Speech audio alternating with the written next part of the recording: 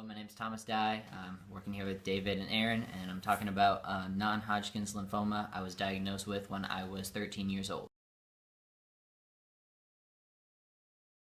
It was at Fisher's Junior High. I had been in a wheelchair for running a 40-yard dash. I went down in midway and found out that something was bothering my hip, and actually what had happened was a bone growth of cells inside my hip, which we found out later were cancerous cells.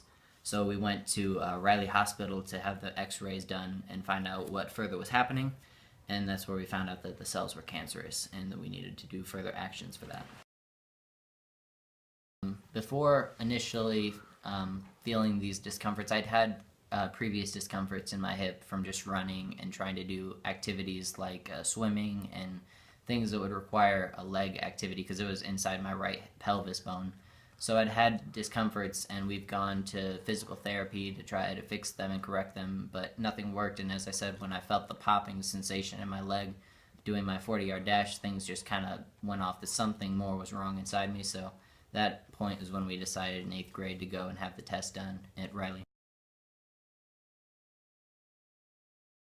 First initial news, obviously it's pretty hard to deal with somebody sitting there and telling you, A, something is wrong inside your body and we don't know what it is, and then after that finding out, B, it's cancerous, was really difficult. So I had a day of just emotional breakdown, and it was pretty intense for me, especially when my family around me is supposed to be the strong ones, and I had to realize, this is my time to be strong for them.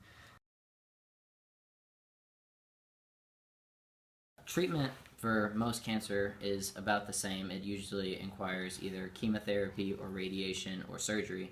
And because it was inside of my hip, it was only a couple options that were possible. There was just radiation or for chemotherapy to happen, unless the severity of it was just a life or death situation, which at one point it was, but we got past that obviously. So we went on and found out that if I did radiation, my body wasn't quite ready for that yet. So chemotherapy was what we went with, and it was just basic chemotherapy treatments every, I think it was 3 to 4 times a week for 1 week on and 2 weeks at home, and then back to Riley. Most kids at the age of 8th grade, you want to be outside and playing, and it was summertime when it was end of the school year, so summer was coming around when I was finding out about this stuff. So it was kind of hard to deal with the fact that I was going to be in a hospital bed for my whole summer and not know how long this would actually end up taking. So just kind of trying to cope with that. Obviously I became a video game junkie, like most kids at the grade tried not to be, but everybody did anyway. So I played a lot of Xbox and, tried to keep up with my friends socially through my phone or my family, and they'd come visit me. It was really cool seeing when people would come down to the hospital and visit me, because then it was like, hey, you've kept this relationship with me even though I've been down and out and I look awful. It's just really good to see like where the real friends come in at. So fundraisers that we did during this time, a lot, obviously it was a pretty expensive process, and we wanted to see if we could get the community involved.